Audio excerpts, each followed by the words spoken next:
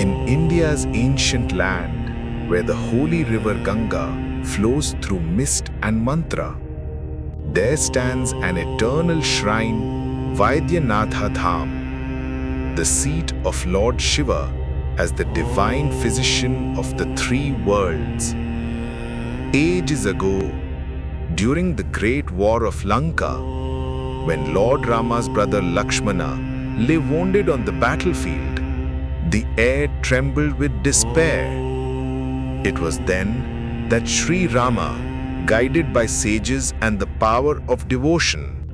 prayed to Lord Shiva in his healing form. Vaidyanatha, the Lord of life, the healer of all pain. And it is said that from that prayer was born this sacred hymn, Sri Vaidyanatha Ashtakam, composed by Adi Shankaracharya, the great philosopher saint who saw all existence as one, Shiva himself. He revealed these 8 verses as a cure not only for disease, but for ignorance, fear, and suffering. In ancient times, this hymn was chanted by Ayurvedic healers, ascetic yogis, and temple priests at dawn and dusk near the sacred Jyotirlinga temples.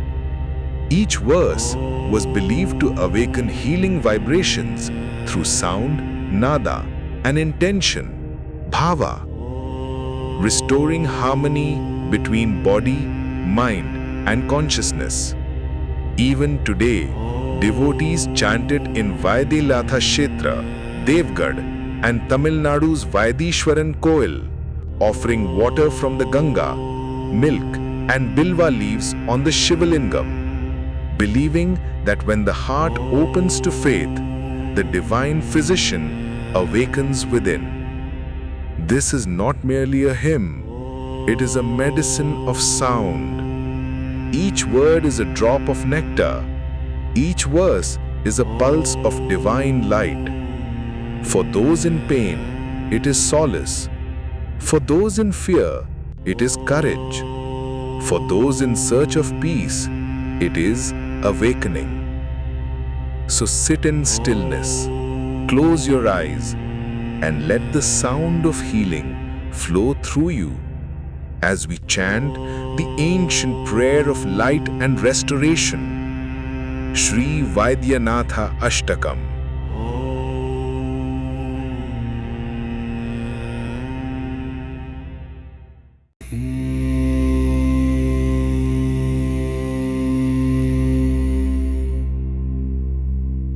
ॐ श्रीराम सौमित्रि जटायुवेद शुग्रीवनैला निवहे सुजाता शत्रुघ्नमित्राद्यथ विप्रगुप्ता वैद्यनाथं भजता नित्यम् गङ्गाप्रवाहेण लसत्पवित्रे वैद्येश भूपालसुरैरनित्ये रोगप्रणाशं च करोतु देवं वैद्यनाथं भजता नित्यम् त्र्यम्बकं यजामहे शान्तमूर्तिं शूलं कृपाणं डमरुं दधानम् गंगाधरं रत्नधरं जटाधरं वैद्यनाथं भजतां नित्यम् वेदान्तवेद्यं च सुरासुरेशं लोकैकनाथं भवभावनन्तं त्रैलोक्यनाथं त्रिगुणात्मनन्तं वैद्यनाथं भजतां नित्यम् भूताधिपं भावगणेशमीड्यं देवाधिदेवं जगदीशमेकं नागेन्द्रहारेण विराजमानं वैद्यनाथं भज भजतां नित्यम् भवाब्धिपोतं शरणं जनानां भवप्रपञ्चस्य भयापहं तं भवाब्धिनाथं भवपाशनाथं वैद्यनाथं भजतां नित्यम् सुलभं सुरं मुनिसेवितं तं सर्वार्तिनाशं सुलभं सुरेशं गिरीन्द्रजासंहितमेकदेहं वैद्यनाथं भजतां नित्यम्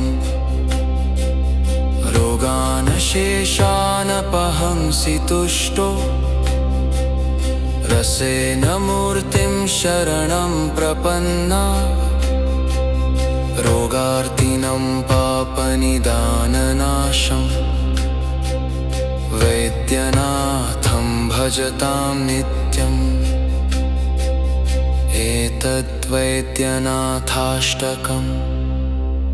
पठन्ति ये मानवाः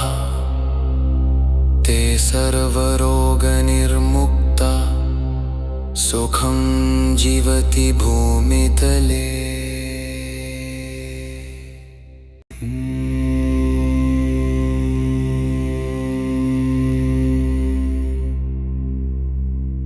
ॐ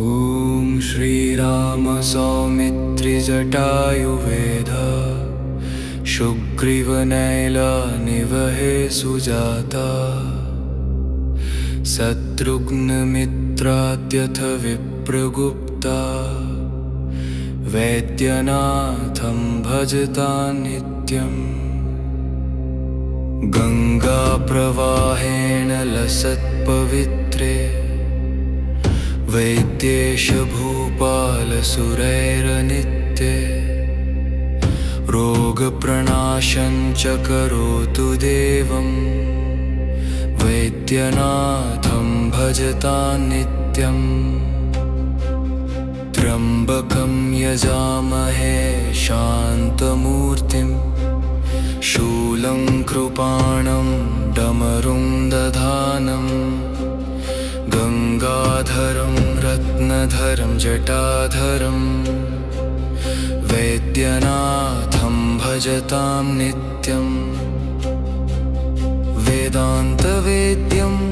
च सुरासुरेशं लोकैकनाथं भवभावनन्तं त्रैलोक्यनाथं त्रिगुणात्मनन्तं वैद्यनाथं भजतां नित्यम् भूताधिपं भावगणेशमीड्यं देवाधिदेवं जगदीशमेकं नागेन्द्रहारेण विराजमानं वैद्यनाथं भजतां नित्यम् भवाब्धिपोतं शरणं जनानां भवप्रपञ्चस्य भयापहं तं भवाब्धिनाथं भवपाशनाथं वैद्यनाथं भजतां नित्यम् सुलभं सुरं मुनिसेवितं तं सर्वार्तिनाशं सुलभं सुरेशं गिरीन्द्रजासंहितमेकदेहं वैद्यनाथं भजतां नित्यम् रोगानशेषानपहंसि तुष्टो रसेन मूर्तिं शरणं प्रपन्ना रोगार्तिनं पापनिदाननाशं वैद्यनाथं भजतां नित्यम् एतद्वैद्यनाथाष्टकं पठन्ति ये मानवाः ते सर्वरोगनिर्मुक्ता सुखं जीवति भूमितले।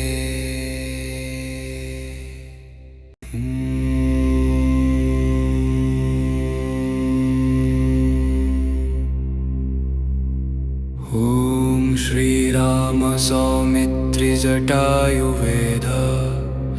शुग्रीवनैल निवहे सुजाता शत्रुघ्नमित्राद्यथ विप्रगुप्ता वैद्यनाथं भजता नित्यम्। गङ्गाप्रवाहेण लसत्पवित्रे वैद्येश भूपालसुरैरनित्ये रोगप्रणाशं च करोतु देवं वैद्यनाथं भजतां नित्यम्। त्र्यम्बकं यजामहे शान्तमूर्तिं शूलं कृपाणं डमरुं दधानं गङ्गाधरं रत्नधरं जटाधरं वैद्यनाथं भजतां नित्यम्। वेदान्तवेद्यं च सुरासुरेशं लोकैकनाथं भवभावनन्तं त्रैलोक्यनाथं त्रिगुणात्मनन्तं वैद्यनाथं भजतां नित्यम्। भूताधिपं भावगणेशमीड्यं देवाधिदेवं जगदीशमेकं नागेन्द्रहारेण विराजमानं वैद्यनाथं भजतां नित्यम्। भवाब्धिपोतं शरणं जनानां भवप्रपञ्चस्य भयापहं तं भवाब्धिनाथं भवपाशनाथं वैद्यनाथं भजतां नित्यम्। सुलभं सुरं मुनिसेवितं तं सर्वार्तिनाशं सुलभं सुरेशं गिरीन्द्रजासंहितमेकदेहं वैद्यनाथं भजतां नित्यम्। रोगानशेषानपहंसि तुष्टो रसेन मूर्तिं शरणं प्रपन्ना रोगार्तिनं पापनिदाननाशं वैद्यनाथं भजतां नित्यम्। एतद्वैद्यनाथाष्टकं पठन्ति ये मानवाः ते सर्वरोगनिर्मुक्ता सुखं जीवति भूमितले।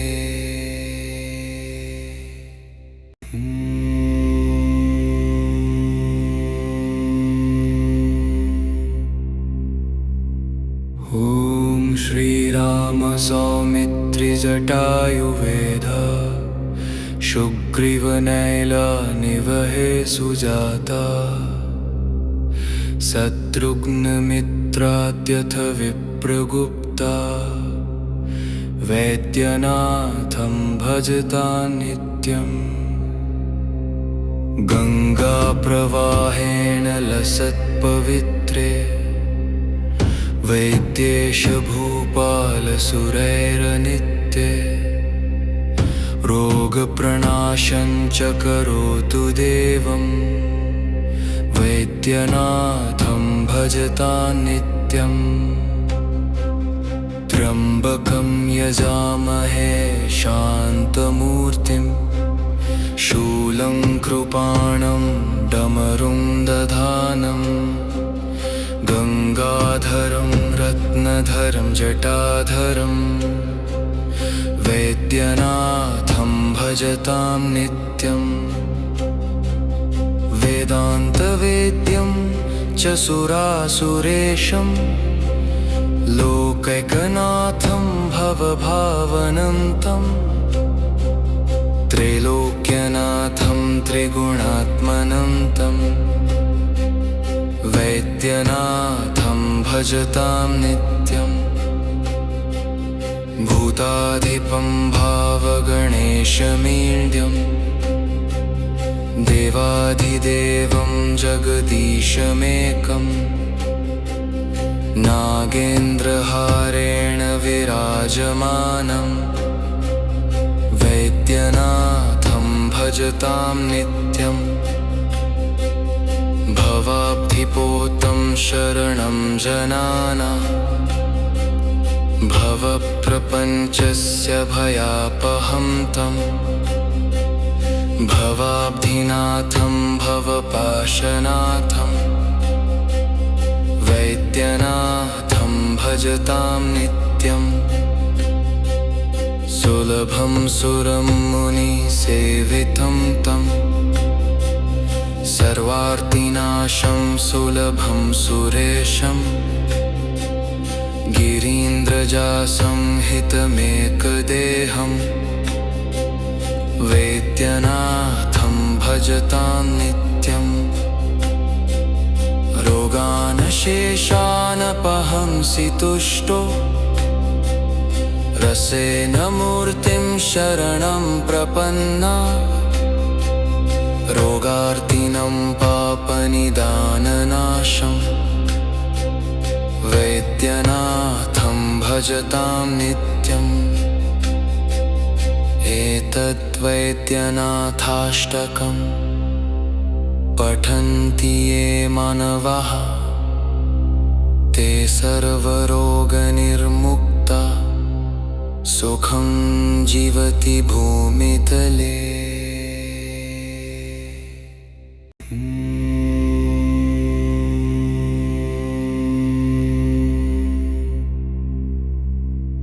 ॐ श्रीराम सौमित्रिजटायुवेद शुग्रीवनैलनिवहे सुजाता शत्रुघ्नमित्राद्यथ विप्रगुप्ता वैद्यनाथं भजतां नित्यम् गङ्गाप्रवाहेण लसत्पवित्रे वैद्येश भूपालसुरैरनित्ये रोगप्रणाशं च करोतु देवं वैद्यनाथं भजतां नित्यम् त्र्यम्बकं यजामहे शान्तमूर्तिं शूलं कृपाणं डमरुं दधानं गङ्गाधरं रत्नधरं जटाधरं वैद्यनाथं भजतां नित्यम् वेदान्तवेद्यं च सुरासुरेशं लोकैकनाथं भवभावनन्तं त्रैलोक्यनाथं त्रिगुणात्मनन्तं वैद्यनाथं भजतां नित्यम् भूताधिपं भावगणेशमीड्यं देवाधिदेवं जगदीशमेकं नागेन्द्रहारेण विराजमानं वैद्यनाथं भजतां नित्यम् भवाब्धिपोतं शरणं जनानां भवप्रपञ्चस्य भयापहं तं भवाब्धिनाथं भवपाशनाथं वैद्यनाथं भजतां नित्यम् सुलभं सुरं मुनिसेवितं तं सर्वार्तिनाशं सुलभं सुरेशं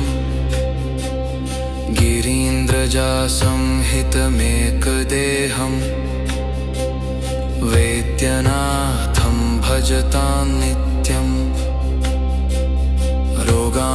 रोगानशेषानपहंसि तुष्टो रसेन मूर्तिं शरणं प्रपन्ना रोगार्तिनं पापनिदाननाशं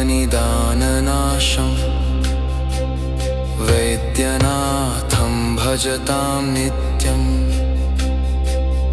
एतद्वैद्यनाथाष्टकं पठन्ति ये मानवाः ते सर्वरोगनिर्मुक्ता सुखं जीवति भूमितले।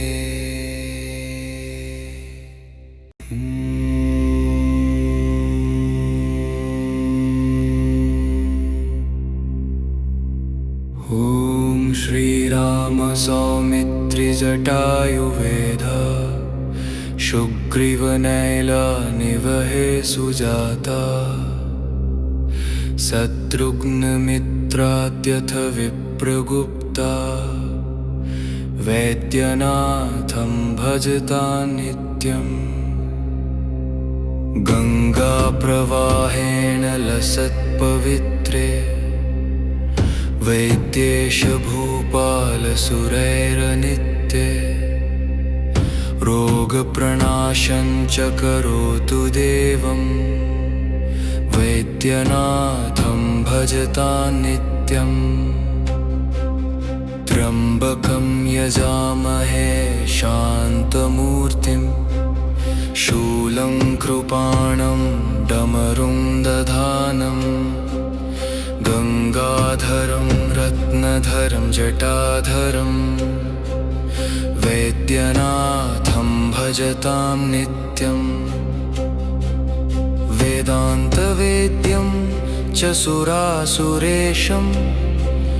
लोकैकनाथं भवभावनन्तं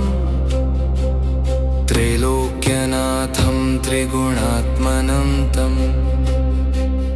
वैद्यनाथं भजतां नित्यम् भूताधिपं भावगणेशमीड्यं देवाधिदेवं जगदीशमेकं नागेन्द्रहारेण विराजमानं वैद्यनाथं भजतां नित्यम् भवाब्धिपोतं शरणं जनानां भवप्रपञ्चस्य भयापहं तं भवाब्धिनाथं भवपाशनाथं वैद्यनाथं भजतां नित्यम् सुलभं सुरं मुनिसेवितं तं सर्वार्तिनाशं सुलभं सुरेशं गिरीन्द्रजासंहितमेकदेहं वैद्यनाथं भजतां नित्यम् रोगानशेषानपहंसि तुष्टो रसेन मूर्तिं शरणं प्रपन्ना रोगार्तिनं पापनिदाननाशं वैद्यनाथं भजतां नित्यम् एतद्वैद्यनाथाष्टकं पठन्ति ये मानवाः ते सर्वरोगनिर्मुक्ता सुखं जीवति भूमितले।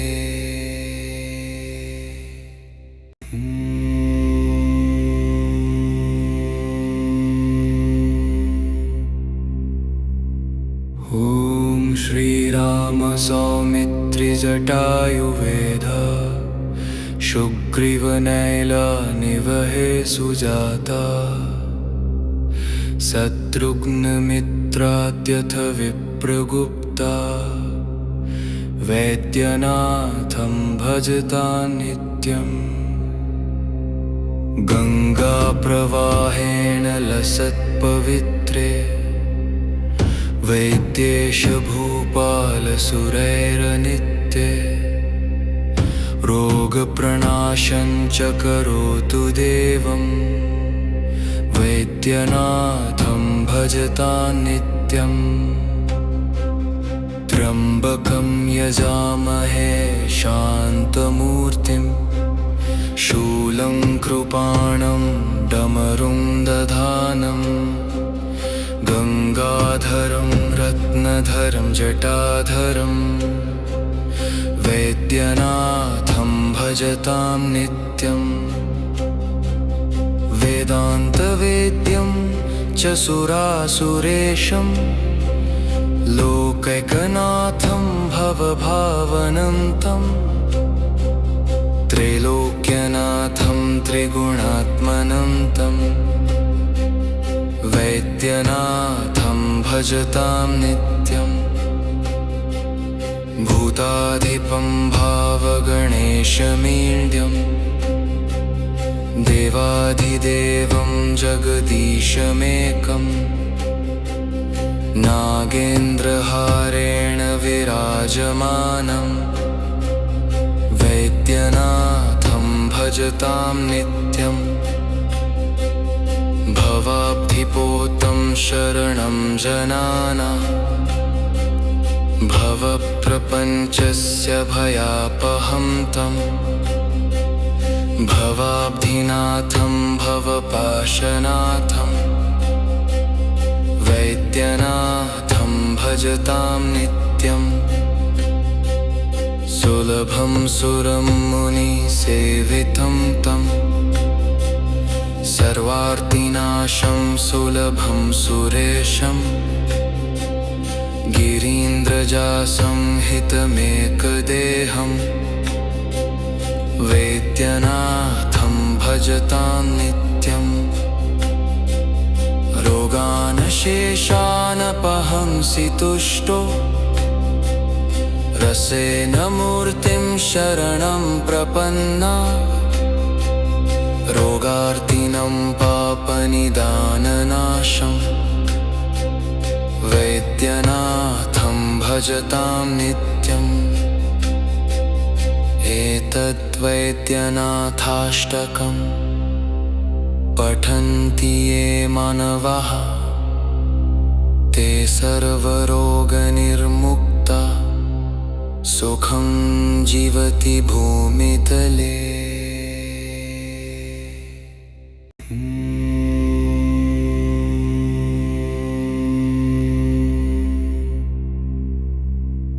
ॐ श्रीराम सौमित्रिजटायुवेद शुग्रीवनैलानिवहे सुजाता शत्रुघ्नमित्राद्यथ विप्रगुप्ता वैद्यनाथं भजतां नित्यम् गङ्गाप्रवाहेण लसत्पवित्रे वैद्येश भूपालसुरैरनित्ये रोगप्रणाशं च करोतु देवं वैद्यनाथं भजतां नित्यम् त्र्यम्बकं यजामहे शान्तमूर्तिं शूलं कृपाणं डमरुं दधानं गङ्गाधरं रत्नधरं जटाधरं वैद्यनाथं भजतां नित्यम् वेदान्तवेद्यं च सुरासुरेशं लोकैकनाथं भवभावनन्तं त्रैलोक्यनाथं त्रिगुणात्मनन्तं वैद्यनाथं भजतां नित्यम् भूताधिपं भावगणेशमीड्यं देवाधिदेवं जगदीशमेकं नागेन्द्रहारेण विराजमानं वैद्यनाथं भजतां नित्यम् भवाब्धिपोतं शरणं जनानां भवप्रपञ्चस्य भयापहं तं भवाब्धिनाथं भवपाशनाथं वैद्यनाथं भजतां नित्यं सुलभं सुरं मुनिसेवितं तं सर्वार्तिनाशं सुलभं सुरेशं गिरीन्द्रजासंहितमेकदेहं वैद्यनाथं भजतां नित्यं रोगानशेषानपहंसि तुष्टो रसेन मूर्तिं शरणं प्रपन्ना रोगार्तिनं पापनिदाननाशं वैद्यनाथं भजतां नित्यम् एतद्वैद्यनाथाष्टकं पठन्ति ये मानवाः ते सर्वरोगनिर्मुक्ता सुखं जीवति भूमितले।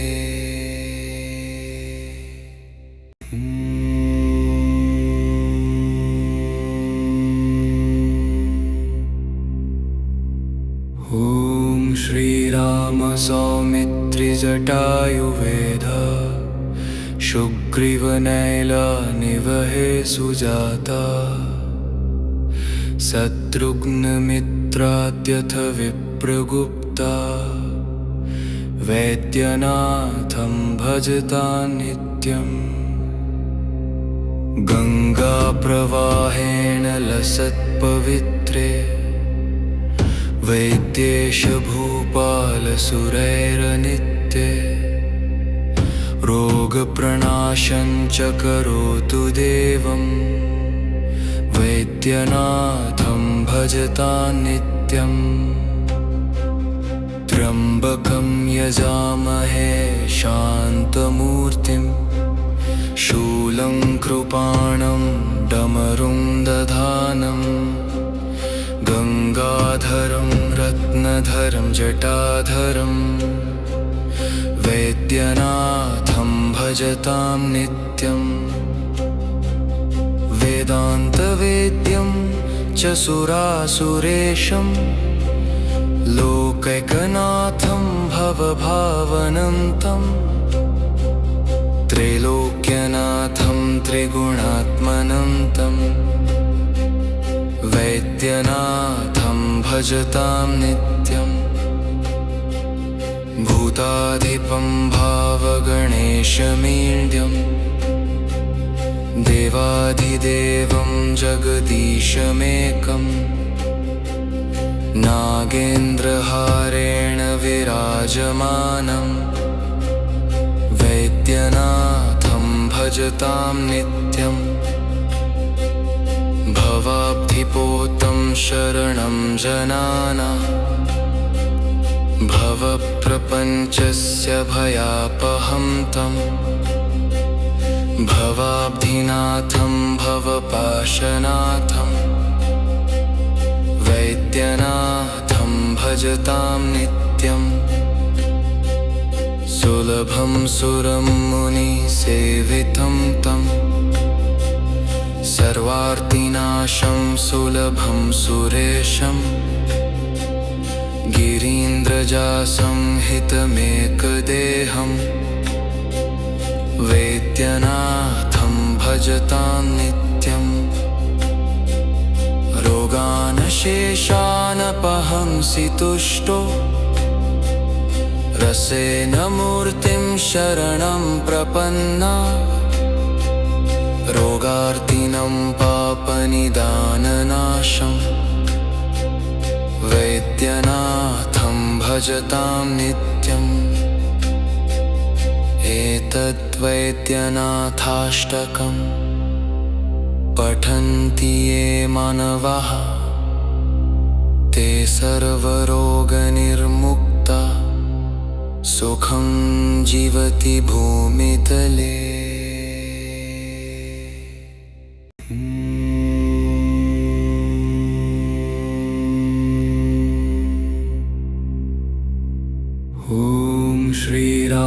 सौमित्रिजटायुवेद शुग्रीवनैलानिवहे सुजाता शत्रुघ्नमित्राद्यथ विप्रगुप्ता वैद्यनाथं भजता नित्यम् गङ्गाप्रवाहेण लसत्पवित्रे वैद्येश भूपालसुरैरनित्ये रोगप्रणाशं च करोतु देवं वैद्यनाथं भजता नित्यम् त्र्यम्बकं यजामहे शान्तमूर्तिं शूलं कृपाणं डमरुं दधानं गङ्गाधरं रत्नधरं जटाधरं वैद्यनाथं भजतां नित्यम् वेदान्तवेद्यं च सुरासुरेशं लोकैकनाथं भवभावनन्तं त्रैलोक्यनाथं त्रिगुणात्मनन्तं वैद्यनाथं भजतां नित्यम् भूताधिपं भावगणेशमीड्यं देवाधिदेवं जगदीशमेकं नागेन्द्रहारेण विराजमानं वैद्यनाथं भजतां नित्यम् भवाब्धिपोतं शरणं जनानां भवप्रपञ्चस्य भयापहं तं भवाब्धिनाथं भवपाशनाथं वैद्यनाथं भजतां नित्यम् सुलभं सुरं मुनिसेवितं तं सर्वार्तिनाशं सुलभं सुरेशं गिरीन्द्रजासंहितमेकदेहं वैद्यनाथं भजतां नित्यम् रोगानशेषानपहंसि तुष्टो रसेन मूर्तिं शरणं प्रपन्ना रोगार्तिनं पापनिदाननाशं वैद्यनाथं भजतां नित्यम् एतद्वैद्यनाथाष्टकं पठन्ति ये मानवाः ते सर्वरोगनिर्मुक्ता सुखं जीवति भूमितले।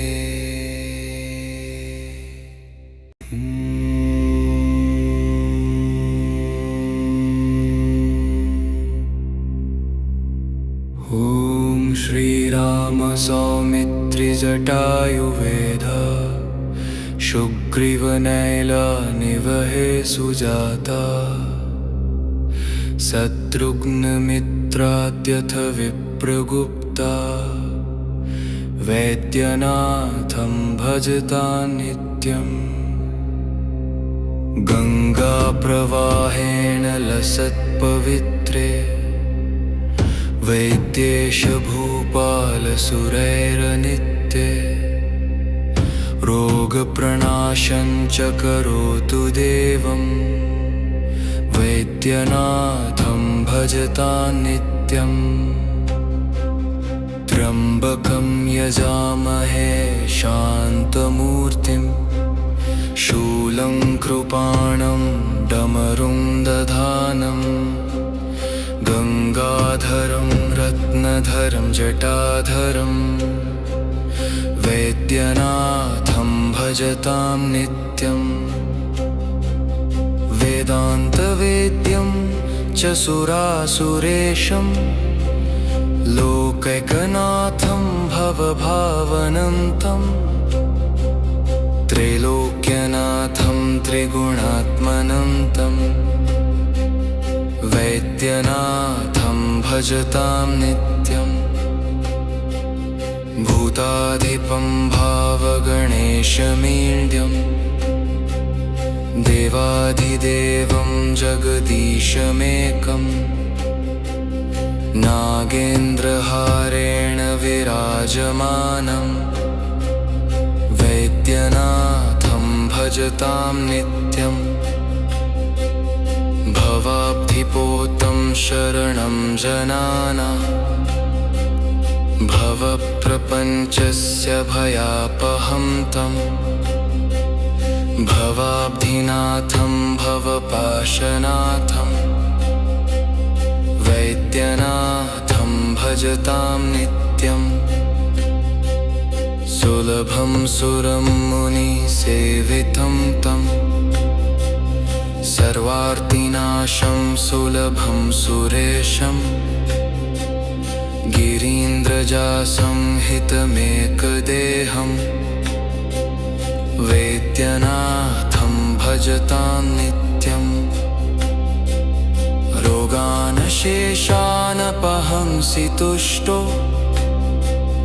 रसेन मूर्तिं शरणं प्रपन्ना रोगार्तिनं पापनिदाननाशं वैद्यनाथं भजतां नित्यम् एतद्वैद्यनाथाष्टकं पठन्ति ये मानवाः ते सर्वरोगनिर्मुक्ता सुखं जीवति भूमितले।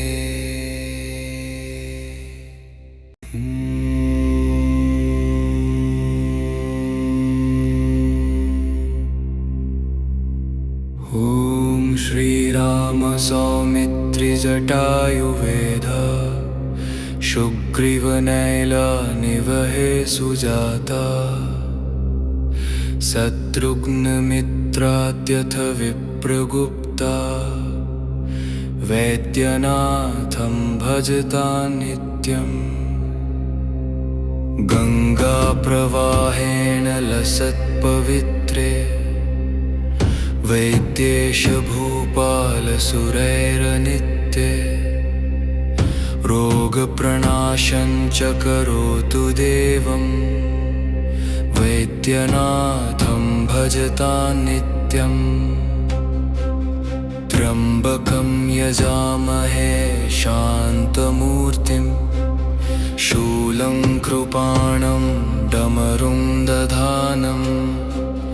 गङ्गाधरं रत्नधरं जटाधरं वैद्यनाथं भजतां नित्यम् वेदान्तवेद्यं च सुरासुरेशं लोकैकनाथं भवभावनन्तं त्रैलोक्यनाथं त्रिगुणात्मनन्तं वैद्यनाथं भजतां नित्यम् भूताधिपं भावगणेशमीड्यं देवाधिदेवं जगदीशमेकं नागेन्द्रहारेण विराजमानं वैद्यनाथं भजतां नित्यम्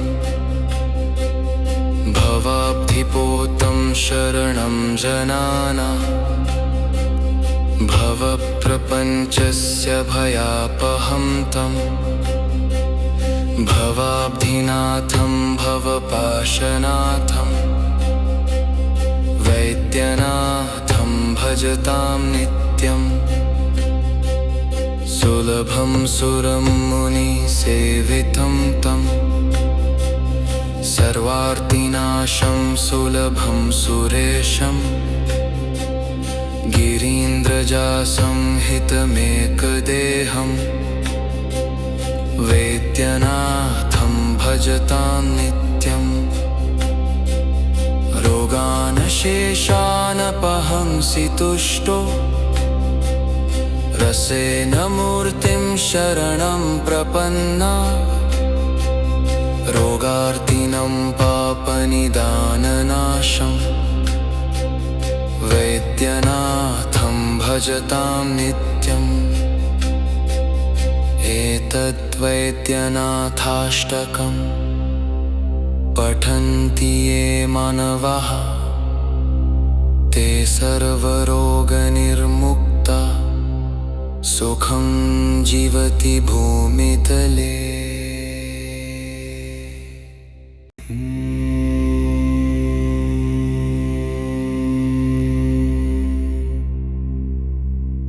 ॐ श्रीराम सौमित्रि जटायुवेद शुग्रीवनैल निवहे सुजाता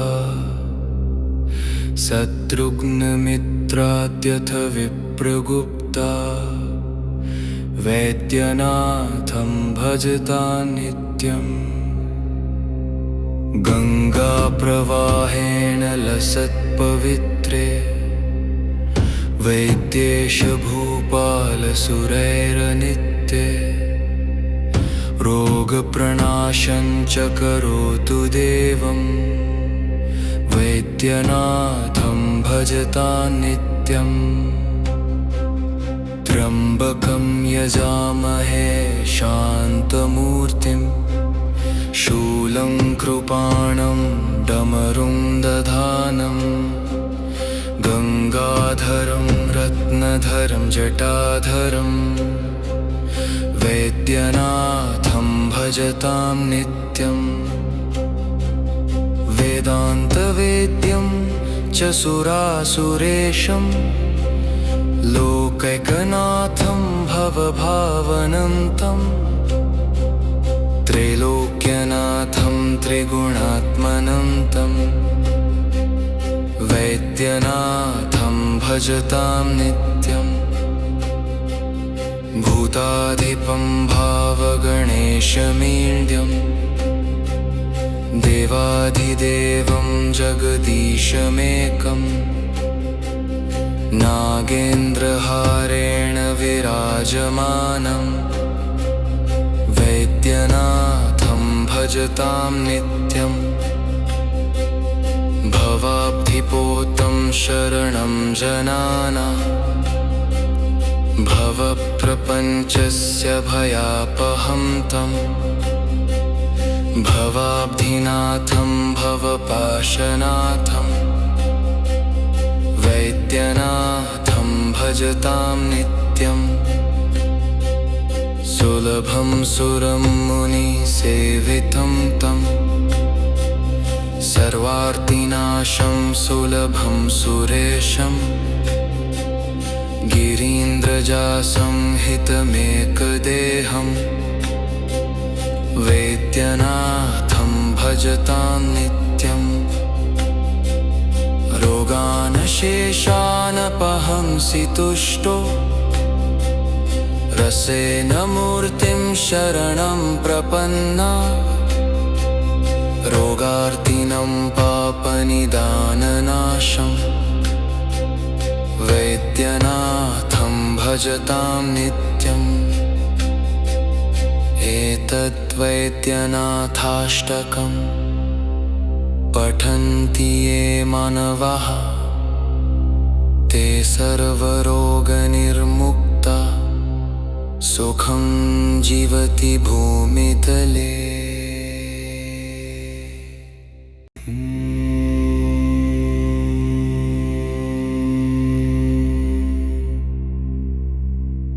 ॐ श्रीराम सौमित्रि जटायुवेद शुग्रीवनैल निवहे सुजाता शत्रुघ्नमित्राद्यथ विप्रगुप्ता वैद्यनाथं भजतां नित्यम् गङ्गाप्रवाहेण लसत्पवित्रे वैद्येश भूपालसुरैरनित्ये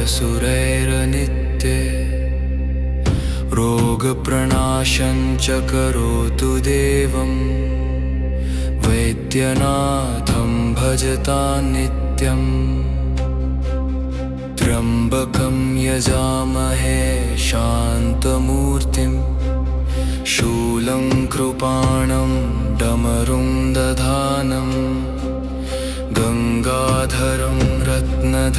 जटाधरं वैद्यनाथं भजतां नित्यम् वेदान्तवेद्यं च सुरासुरेशं लोकैकनाथं भवभावनन्तं त्रैलोक्यनाथं त्रिगुणात्मनन्तं वैद्यनाथं भजतां नित्यम् भूताधिपं भावगणेशमीड्यं देवाधिदेवं जगदीशमेकं नागेन्द्रहारेण विराजमानं वैद्यनाथं भजतां नित्यम् भवाब्धिपोतं शरणं जनानां भवप्रपञ्चस्य भयापहं तं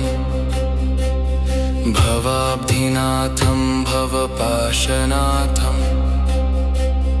वैद्यनाथं भजतां नित्यम् सुलभं सुरं मुनिसेवितं तं सर्वार्तिनाशं सुलभं सुरेशं गिरीन्द्रजासंहितमेकदेहं वैद्यनाथं भजतां नित्यम् रोगानशेषानपहंसि तुष्टो रसेन मूर्तिं शरणं प्रपन्ना रोगार्तिनं पापनिदाननाशं वैद्यनाथं भजतां नित्यम् एतद्वैद्यनाथाष्टकं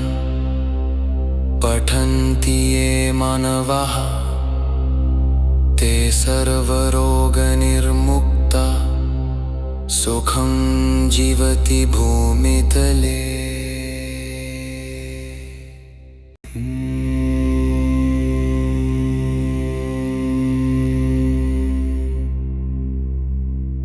ॐ श्रीराम सौमित्रिजटायुवेद शुग्रीवनैलानिवहे सुजाता शत्रुघ्नमित्राद्यथ विप्रगुप्ता वैद्यनाथं भजतां नित्यम् गङ्गाप्रवाहेण लसत्पवित्रे वैद्येश भूपालसुरैरनित्ये रोगप्रणाशं च करोतु देवं वैद्यनाथं भजतां नित्यम् त्र्यम्बकं यजामहे शान्तमूर्तिं शूलं कृपाणं डमरुं दधानम् गङ्गाधरं रत्नधरं जटाधरं वैद्यनाथं भजतां नित्यम् वेदान्तवेद्यं च सुरासुरेशं लोकैकनाथं भवभावनन्तं त्रैलोक्यनाथं त्रिगुणात्मनन्तं वैद्यनाथं भजतां नित्यम् भूताधिपं भावगणेशमीड्यं देवाधिदेवं जगदीशमेकं नागेन्द्रहारेण विराजमानं वैद्यनाथं भजतां नित्यम् भवाब्धिपोतं शरणं जनानां भवप्रपञ्चस्य भयापहं तं भवाब्धिनाथं भवपाशनाथं वैद्यनाथं भजतां नित्यम् सुलभं सुरं मुनिसेवितं तं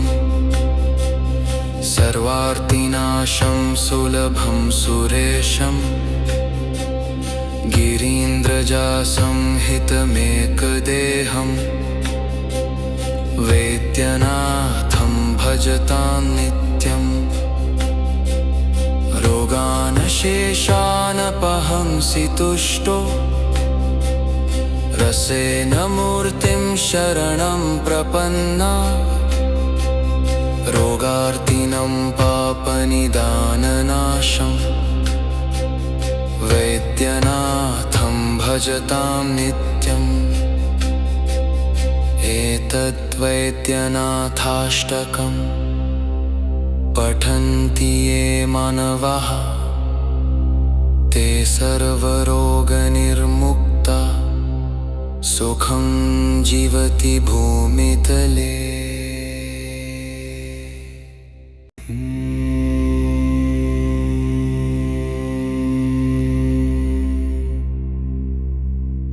ॐ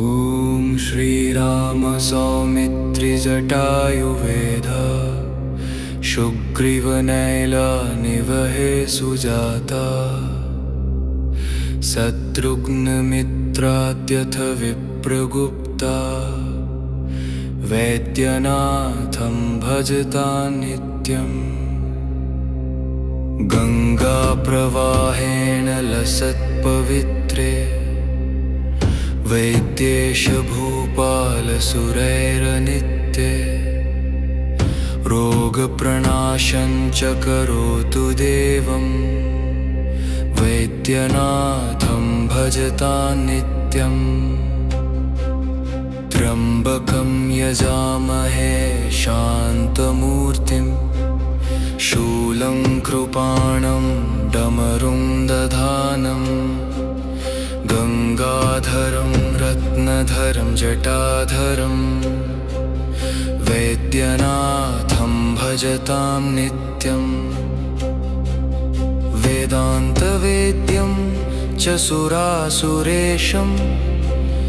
लोकैकनाथं भवभावनन्तं त्रैलोक्यनाथं त्रिगुणात्मनन्तं वैद्यनाथं भजतां नित्यम् भूताधिपं भावगणेशमीड्यं देवाधिदेवं जगदीशमेकं नागेन्द्रहारेण विराजमानं वैद्यनाथं भजतां नित्यम् भवाब्धिपोतं शरणं जनानां भवप्रपञ्चस्य भयापहं तं भवाब्धिनाथं भवपाशनाथं वैद्यनाथं भजतां नित्यम् सुलभं सुरं मुनिसेवितं तं सर्वार्तिनाशं सुलभं सुरेशं गिरीन्द्रजासंहितमेकदेहं वैद्यनाथं भजतां नित्यम् रोगानशेषानपहंसि तुष्टो रसेन मूर्तिं शरणं प्रपन्ना रोगार्तिनं पापनिदाननाशं वैद्यनाथं भजतां नित्यम् एतद्वैद्यनाथाष्टकम् पठन्ति ये मानवाः ते सर्वरोगनिर्मुक्ता सुखं जीवति भूमितले।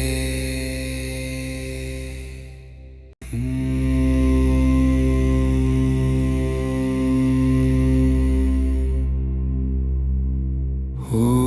श्रीराम सौमित्रिजटायुवेद शुग्रीवनैलानिवहे सुजाता शत्रुघ्नमित्राद्यथ विप्रगुप्ता वैद्यनाथं भजतां नित्यम् गङ्गाप्रवाहेण लसत्पवित्रे वैद्येश भूपालसुरैरनित्ये रोगप्रणाशं च करोतु देवं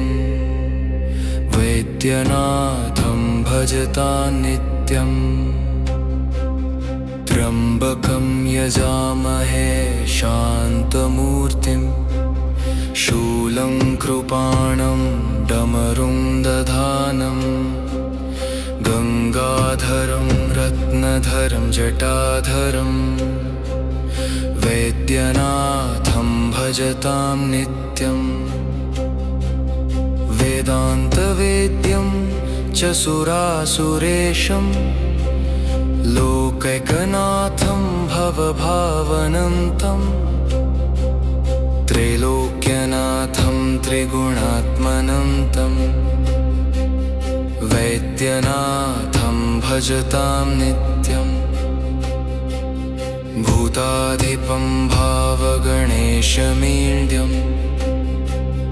देवाधिदेवं जगदीशमेकं नागेन्द्रहारेण विराजमानं वैद्यनाथं भजतां नित्यम् भवाब्धिपोतं शरणं जनानां भवप्रपञ्चस्य भयापहं तं भवाब्धिनाथं भवपाशनाथं वैद्यनाथं भजतां नित्यम् सुलभं सुरं मुनिसेवितं तं सर्वार्तिनाशं सुलभं सुरेशं गिरीन्द्रजासंहितमेकदेहं वैद्यनाथं भजतां नित्यम् रोगानशेषानपहंसि तुष्टो रसेन मूर्तिं शरणं प्रपन्ना रोगार्तिनं पापनिदाननाशं वैद्यनाथं भजतां नित्यम् एतद्वैद्यनाथाष्टकं पठन्ति ये मानवाः ते सर्वरोगनिर्मुक्ता सुखं जीवति भूमितले।